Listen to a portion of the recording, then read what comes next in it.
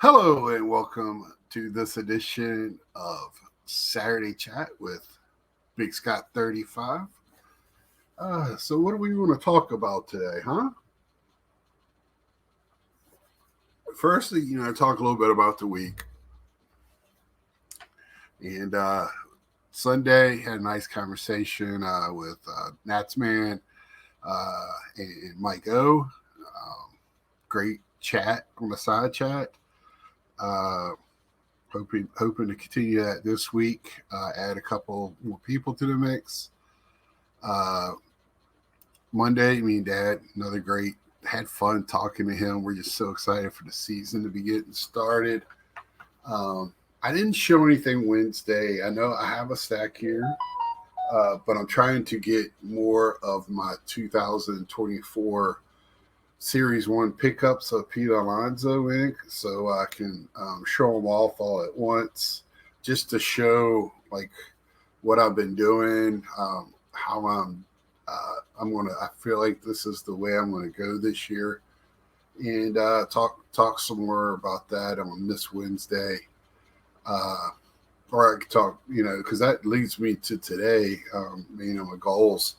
I'm not planning on buying any 2024 product. If I do, it would be at the National.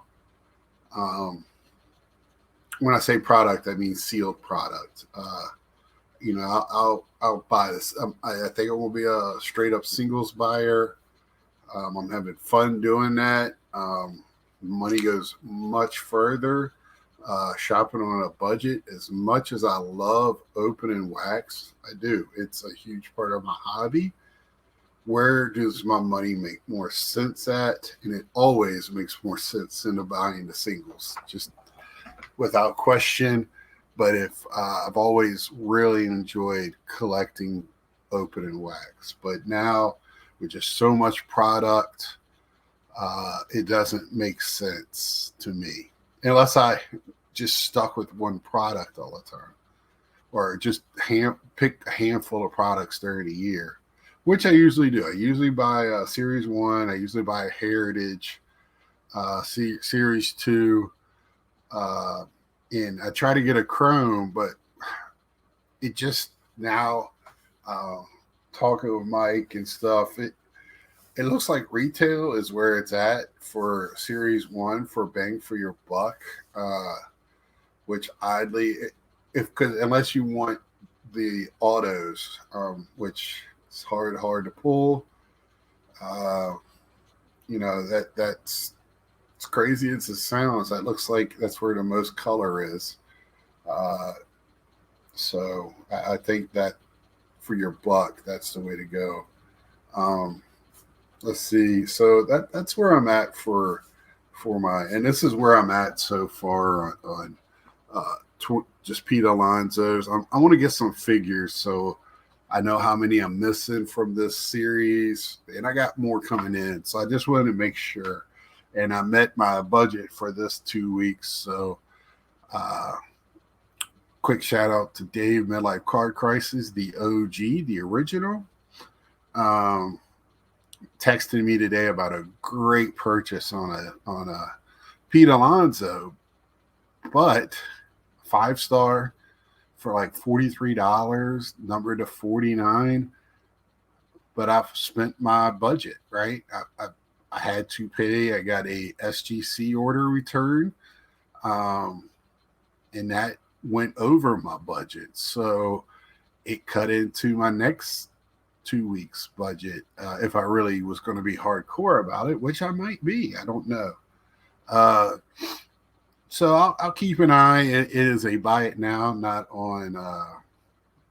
Uh, but I can't. You can't have FOMO working like this. You can't have the fear of missing out and work on a budget. You just got to let things go, even if it's the best deal. You just got to stick to your guns.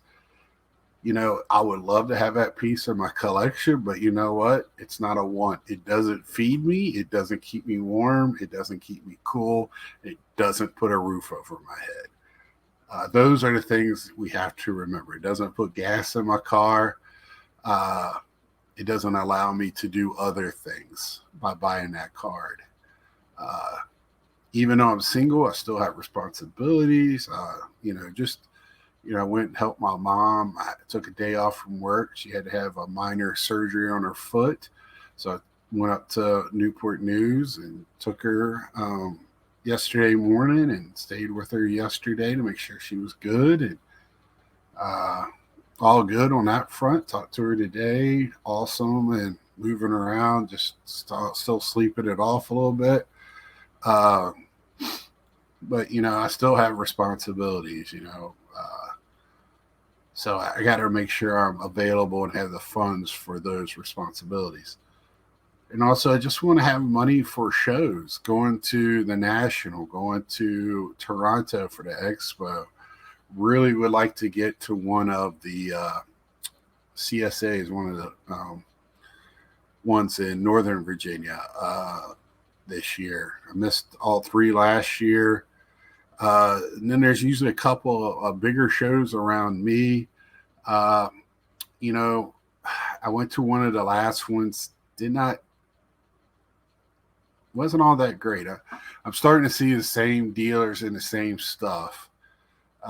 So unless it's a little bit fresher, I think I'm going to go to Hickory, which is about an hour away on their next one, or Salisbury, which is south of me as well, just to see if I get a fresh mix of some new blood, especially Salisbury. That is a new promotional guy.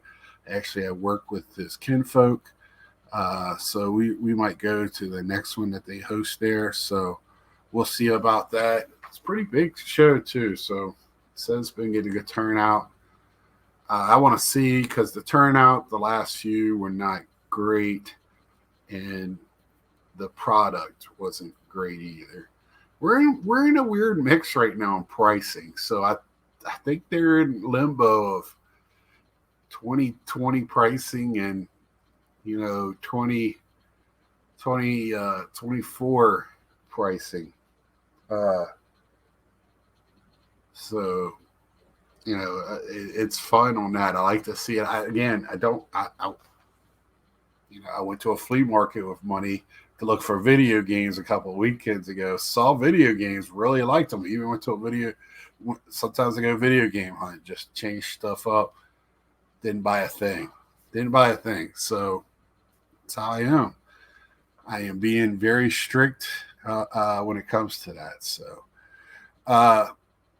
but one thing I wanted to talk about, and this is going to be, and I want y'all to hang with me. That's what kind of hurry to get to this.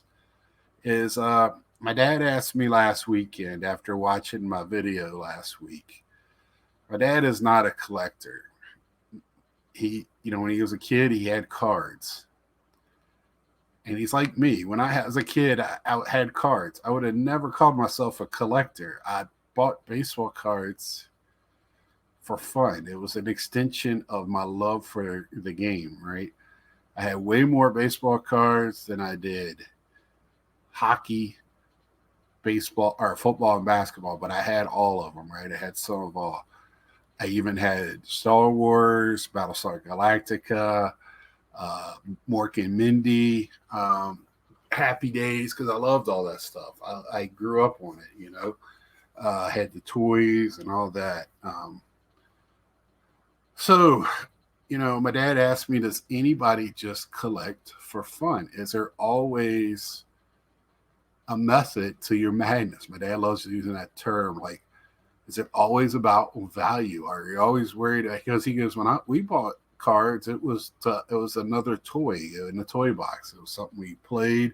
You got your favorite player, you traded, you flipped, you made up lineups and made up games. I did the same thing as a kid. I did the same thing. I did it with helmets. I did it with cards.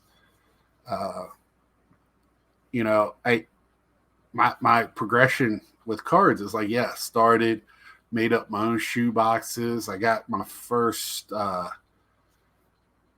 box sometime, when I was young at Toys R Us. They had a plastic box with plastic inserts. Then at KB, they had a hard plastic that looked like a locker.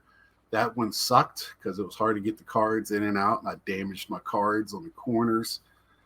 the Toys R Us when I was a kid. I bought my first binder with I think 25 sheets, and a stack of cards came in it as a starter kit for and that was my first binder. And then I fell in love with binders. I'm still to this day a big binder collector. I love binders. I love putting my cards in them. I don't, they stay in the binder. I move stuff around. I get new stuff that matches, like a color variant or whatever. I like to make a full page of some of my favorite cards, things like that. So I just have fun with books. I didn't know, and again, card shops around me when I had them, they had raw singles laying in there. I just don't remember seeing like top loaders or sleeves until I got older. And I started getting top loaders probably my later teens, early 20s without sleeves, putting cards in because I didn't know any better. Then I started doing a sleeve into the top loader, but not all my collection was like that. It was just some of the bigger cards. Then, in Iowa, the last 10 years, started getting the one touches. I never liked screw downs just because they were just so, I fumbled around with them. I just never like put my cards in. And then went to my first national 2017, I believe, yeah. And yeah, because that would have been in Chicago. Chicago's odd years. So that would have been 2017. And I started seeing, I saw graded cards before, but I started seeing them everywhere. That was the first time I really started seeing graded cards everywhere. I always just thought it was a joke, right? And, and never really thought much of it. I had a guy go, "Oh, it's a pop of one." I go, "But I have that card. What does it matter if it's in a black plastic case? I have that card at home." I go, "You have a pop one?" Till I get my grade. I didn't even know what that meant. I go, "How's it a pop one when I have that card?" And he just looked at me. I go, I have that card at home, that same exact card.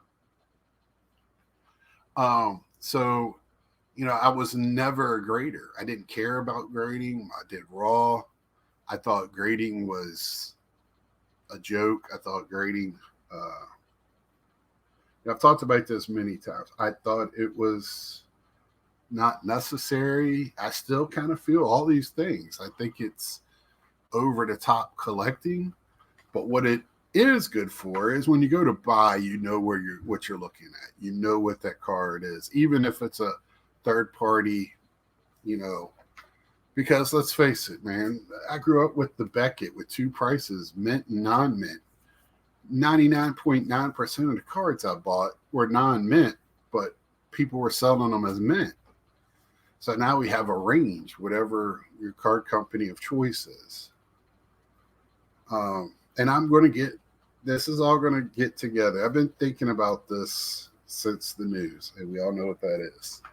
So, I'm sitting here with this, and I see, I find the world of this community online with, and the first person I see is Jav's family. Well, then I started getting other content, and I went to Mike Moynihan's channel. He's talking about graded cards or registry. So I started watching him, BBC. I'm watching his stuff, and I got into. So I started looking up PSA. At the time, PSA was $7, $8, $9 to send in cards. And I was like, well, hell, because this is when I found, I'm going to be a super collector of Gary Carter. I'm going to start backfilling all the cards that I don't have, all the regional stuff, food stuff, stuff I don't know about. And this will be a great way. And that's what I did. If you look at, I showed it last week. Most of my registry is Gary Carter. Then I have a 71 set of 2 different benches. And that's about it. I do use the Clemente registry for collecting Clemente, but I decided because I want to get the best bang for my dollar. I didn't care what the top of the flip said. It just didn't matter to me. I wanted the best card for the best price I could get. So that's what I did. I have SGC and PSA, and I think I got like one or two Beckett's. I'm not 100. I can't remember 100% off the top of my head. But that's where I'm at. And again, please hang with me. I'll get to the point. So I don't care about grading. I don't care about what the flip says. I want the cards. I've always been that way, even when I started the registry. Enjoyed the registry. And I said last week, now, I think some people might have missed it or I didn't emphasize it. When it comes to PSA, probably will never grade with PSA unless it's a 475 raw, couldn't beat the price, Pete Alonso, and I want to get it graded to go on my Pete Alonso, which is not a registry. I just collect them that way. I like them in my case like that. They're all the same. Because there's always going to be a but. So I've been grading with SGC and CGC. I love CGC. CGC is my favorite company right now. But you can't sell CGC. So I've been using SGC. And you hear me saying that. I sell. Yes, I do sell a little bit because my collection got grown to this thing out of control. Also, I could take that money, put it into my collection. I showed you I picked up a David Wright. And I don't have tremendous cards I'm selling because most of those cards I keep in my collection. I like those cards. But, I do SGC. So I went to bed, woke up, heard the news like everybody else. My phone and my group messages was going off, it woke me up right at night at beeping. And I don't have my phone in my bedroom for that reason, so I can't hear it. So I woke up that morning and started seeing it. I was like, what the heck? And I saw Carlos made a video. So on the way to work, I watched Carlos's video and almost wrecked the car, right? When they said that, and I already knew from reading some of the stuff from in the group, but I had so much. It was pages and pages in one of my group chats, which Wesker Griff is in, so you know how that went. So I'm listening to what he had to say, and I'll get on some of that. I agree with some, not with all, which perfectly fine. And that enlightened me on what was going on. I watched his video. It came up in our chat about what does B. Roth think, because B. Roth is such a big supporter. So when he did a live, I couldn't watch it live. Where was I? Oh, I was at my dad. I went to bed. I had to be up at 3 a.m. So he did his live. I watched the live on the way to my mom's house. Some of it. Once it started getting redundant and all that, I got there. I didn't watch the second half of it. But I got the gist, and I understood. And I love Brian. Brian is one of the great guys. He's so optimistic. He's never a downer. It doesn't matter what's going on. If you feel bad about this hobby, watch some B. Roth, Card Soup. He is never down. He is always positive, laughing, joking. He's going to find the silver lining. And I really do appreciate that in him. And Carlos was great on bringing news. Carlos is probably one of the best ones on bringing the news and telling you what we know, right? As a group, not as what we know, all of us, but we know that could be possibly known. And then I watched JD, because JD usually has good opinions. JD Sports Cards. It was a very quick video. He was very optimistic. He went as far as saying it was good as a hobby. I think B. Roth even said that. So I'm in a wait and see mode. You're not going to see me upset today. At least we should. Um, so I'm in a wait and see mode. Now, what do we know? We know that Collectors bought SGC, right? The parent company. And Collectors owns a lot of collecting things, services, including PSA. That is their crown jewel, right? PSA. PSA allows them the money to buy all this other stuff. So we know that. What else do we know? We know that Peter came out and said nothing is going to change. And again, another guy that's always upbeat, smiling. But I just hope another year from now he doesn't have to make a retraction, or he's wearing a shirt with another 3 letters from another company on it. That because he might have had to change jobs. Because I'll get to that here in a little bit. And what else do we know? We know that Nat was on another thing and saying it's not going to change as of right now. You're not going to see changes. That's fine and all. I've been in companies that have been bought. I've been in companies that been sold. I've been in companies that was the jewel. So I'm going to take from that when you hear me say this. So the why, we don't know anything about the why, right? Other than it's just an acquisition. This is the why it happened and how it happened for me. This is my story. I haven't heard this, and maybe somebody has. I just think Nat and this other guy, I can't remember the owner, which he's not the owner anymore, CSG or SGC, I mean, was in a high stakes Texas Hold'em match. CSG went all in. Nat seed him and raised him his watch, and so he put his SGC company up, and Nat Turner took it. That's my story, and I want to stick to that story. I love that story. I thought of it on my drive back today. Thought it was funny. It made me giggle. That would be great if that was the story. But more reasonably, and this is probably one at the right price. I've heard before that this owner for SGC, if he ever got the right price, he was going to sell. And that's a business move.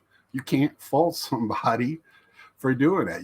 Somebody comes along and offers you, I mean, we're probably not talking a couple of dollars. We're talking hundreds of millions. And you feel very good about it, and you ain't got to worry about it for the rest of your life. That's probably, what happened. Or, and this is another one that might have happened. I've heard people kicking this around, and I thought this right off the giddy up because I think logically, and the reason why I'm telling you this is how I was thinking about it. So their other big dog in the hobby is Fanatics, right? Fanatics has not been shy about maybe purchasing a grading company. So yes, SGC is a distant second.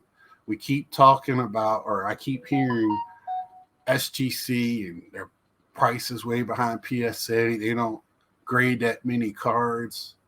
Well, they grade enough cards to probably be doing okay, right? They're probably grading enough to be doing just fine. And I'm sure, there's times where they pick up some momentum and, and I'm sure PSA is not worried one bit about them. But, if Fanatics got them with their bankroll, it comes in and offers dumb low prices and brings in a set registry and brings in, all these promises and even offers something to cross over PSA to SGC, that's where they could be nervous, right? That's when they go, okay, there's another huge bankroll, another knot that we got to worry about. And that still could happen. But I think SGC, the customer service, it's set up, everything really would work well for Fanatics. It would make really good sense. And my other reason PSA for buying a Y and all that stuff is they've not been shy. A couple of years ago at the National, they were taking resumes and we're talking to people about moving and working in different locations around the country and out of the country, right? I even was reading up just to see. And I do believe Florida was on the list. They started one in New Jersey for a couple $100 million, buying SGC to make a location for them in Florida that already has, somebody said there's 50 people. I think B. Ross said 50, he thought around 50 with a guess. And already know the ins and outs of the business is all right. And I also want to touch on this, and I don't think this is a major reason. This is a very minor reason. I think that 9.5 is a thorn in PSA's side. I really do. And let me tell you. So they don't have a 9.5, but what that 9.5 did is make PSA grade harder for 9s and 10s. So it made them, if it's not a 9, it's a 10, right? Or used to be if it wasn't a 9, it could be a 10 that it jumped up. But now, if it's not a 10, it's a 9. They're grading in the other direction. That's a feeling I have, right? A feeling. And I'm sure that's a thing that, you know, you can take a 9.5 SGC, crack it, send it to PSA and get that 10. But, you know, the pricing with SGC, so it's a little bit, hasn't really warranted that unless it's a big boy card, a big boy modern card. Also been hearing about, you know, they could make SGC their, you know, pre-war and vintage. PSA grades all of that. I have that stuff in PSA. SGC grades a ton of modern. I mean, that those days are past us. These companies, TCG, all that, they grade all of it. You know, I really do. Now, and these are all guesses, and that was fun thinking of all of that. And this is going to be fun too. This is the future, what it brings to us. Because let me tell you, Fanatics, PSA, all these companies, they're hiding a lot of stuff close to their vest. They're not coming out telling us what's going on. We don't even know what the next card and when, unless they've released it in the last couple of days and I missed it for Fanatics. So PSA, you know, our collectors, what could be in the future? I don't see a reason, me personally, why you would buy SGC and keep them. I don't. So everybody's been going, oh, you got all these different Coca-Cola Fritos and or Pepsi Frito and Anheuser-Busch and all their beers and Marriott and all their, but the Procter and Gamble. But when you look at Procter and Gamble product, you look on the back and it says Procter and Gamble. They don't hide that they're the owning company of those products. And those products are not run under separate banners and do their own thing. Procter and Gamble, it all runs underneath Procter and Gamble. You don't go to a place and it says Tide on the front. No, it says Procter and Gamble plant. You don't go, you know, Pepsi Corp and Coca-Cola Corp and Anheuser-Busch, it might say their parent company, but they're going to be making other stuff inside. It all comes under their banner and they run it. They make the decisions. So, and we heard Brian make some very good comparisons underneath their own umbrella where they bought other companies. I don't know what they did when they bought those other companies. I don't know if they inserted their own people or just let it run like it would. I find that hard to believe that they don't put any say, because I know they're an investment group. I work underneath an investment group and they have a lot of say of what we do. We started an inventory with SAP, so they know every minute of every day how much we're making, you know, money going in and out our door. So an investment group's going to have even more hands on because they want to know what's going on with their money. I've heard that maybe they'll bring in more technology. I don't know what that would be with SGC. But the only thing, SGC and their slabs, it's a different size than PSA. So if PSA's footing the bill, I think the first thing you might see is SGC changing their plastic to PSA. Now, we had to wait for an order, with Mike O's group, because the oversized, they didn't have them. They had to wait for them to come in.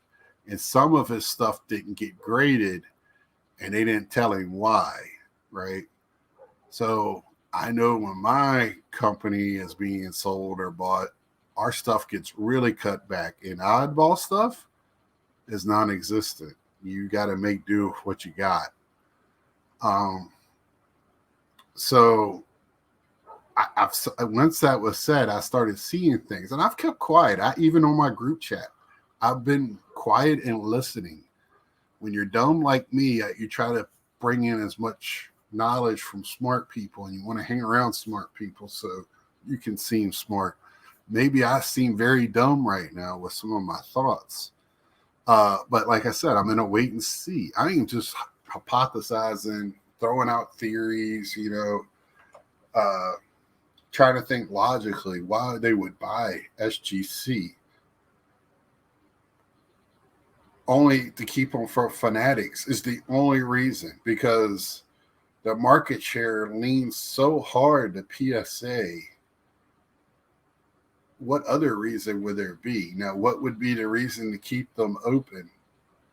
I have no idea. To have two places bringing in income that you do the same thing at, both of them, but you got to pay for two different things, that money, when they can get the same size plastic and just send it down there and make that they could make it their vintage PSA vintage by SGC. I don't know. And put it in PSA thing. They could do anything. I'm in a wait and see. I'm kind of eager. I hope everything stays. I hope there are not going to be any changes. Because I like the SGC turnaround. I like the SGC how they do things. But I don't feel like I don't see why they would stay the same if they're working for. Yes, everybody's saying PSA did not. Well, people are correcting other people. PSA did not buy SGC. Collectors, which is the parent company, investment group, bought them. But most investor groups don't keep two of the same. They merge them and get rid of the duplicates.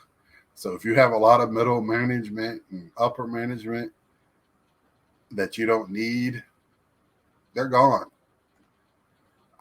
When my company got bought by an investment group, that was the first thing I did. I went to see what other things they owned, and was there anything that we did that overlapped where they could kick us to the curb, but it wasn't. So I felt a lot better about it. And what we do is kind of unique in our field, and we are a third party. I always say we're never married, we're just always dating. So it's very unique. But I do feel like with this, these people are business people first. You can sit there and tell me they're collectors till you're out of breath. It doesn't matter. They collect dollar bills. So if they can see where they can cut somewhere to make more and put more either back in or in their pocket, that's what's going to happen. And it's a business. At the end of the day, it's a business. My man Wesker Griff keeps saying corporations since COVID, the boom, they're coming into this, and it's not probably the best for us, getting rid of the smaller companies. But I said before, Topps was right for picking, because They kept running their business, and I said it. One of my first rants was Topps, and they kept running their business like it was a candy company, and it's not. Card business had gotten too big. It outgrew their business model, and they were reluctant to change. Even bringing in the president of Disney or whatever, he it seems like he didn't do anything. So they were right. They were right. They were right for somebody to come in there, around their backside and go right to Topps. I mean, go to baseball and buy it from under them. And Panini was very relaxed on their stuff, and the same thing happening in with football. And obviously, they didn't have a great connection with those companies like Upper Deck has with hockey, or that wouldn't have happened. That communication that would have been there. So when it comes to the PSA fanatics and collectors, I'm going to wait and see, hope for the best. I've already slowed down on my grading, try to pick and choose a lot more. I'm doing a lot more, when I've opened packs and stuff and buying newer singles, getting them raw. I don't really need to put them graded. I have certain things that I like to get graded for my collection for long, and forever and ever, and stuff that I don't mind most of it I don't mind keeping raw. My biggest part of my I bet you 95% of my collection is raw, at least. So my collection is not small enough to have it all graded. So it's always been a pick and choose how I grade it and where I grade it. But I am not gonna forfeit funds where I can buy a card and add it to my collection to grade. I just will stop grading at that point. That's the point I was kind of making last week. But I'll continue to buy graded cards because especially like for my registry, I'm not going to stop the registry. I'm still going to hunt for PSA cards. I'm not going to buy a ransom for them, but if I find one at the right price and I'll get it. Vintage. I like buying vintage graded because I kind of know what I'm working with. And like I said before, I like to buy in person. That way I know where the creases are, where the corners are, exactly what the centering is.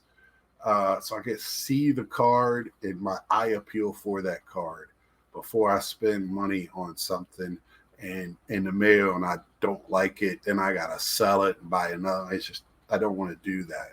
Buy it once, measure twice, cut once. So that's my feeling. I'm gonna wait and see on this one. I think people are waiting for the rant today. I don't. It when it comes to business, I'm more understanding than the business of screwing over your already customers. That ticks me off. I don't like it, but I can't. I stop. Like I said, I'm going to stop with PSA, but uh, and if SGC turns into the same thing, I'll be strictly CGC and do more non-sports stuff, and do the stuff that's strictly for my PC with CGC. Because right now CGC just has no momentum in the secondary market, and that's fine. I don't get it. I never have understood why one grading company holds a higher value, even when it has people even say that company has not the greatest grading. And you have more respect for the other company's grading, but for some reason we pay a PSA tax in the secondary market. Explain it to me. I don't know. I mean, you could try to. I'm still going to go, yep, don't make any sense. But that's how I feel. Tomorrow night, Sunday night, I'll have some people on. We'll talk more about this, talk more about the hobby. I'm more upset about Fanatics not telling us what the road of what baseball's releases are for this year. That's got me a little flustered. And I'll have Wednesday. Me and my dad should be Monday. So unless he's got a church thing and I got to work tomorrow, I think. But we should be able to record anytime. And then tomorrow night, 7 o'clock, we're going to chat live. So bring your comments and thoughts and questions. And I'll have questions for y'all because a lot of y'all are a lot smarter than me. And we'll see you then. Until next time, see ya.